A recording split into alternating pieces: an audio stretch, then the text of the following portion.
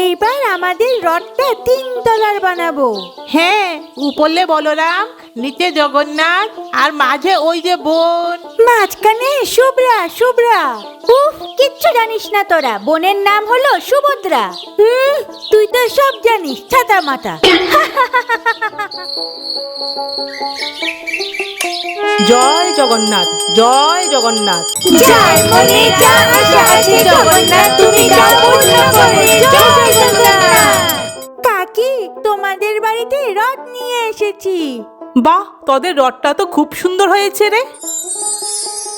শুধু আম কলা দিলে হবে না, চাঁদাও দিতে হবে। তোরা চাঁদা দিয়ে কি করবি রে? আমরা পিকনিক করব। এই নাও প্রসাদ। জয় জগন্নাথ, জয় জগন্নাথ।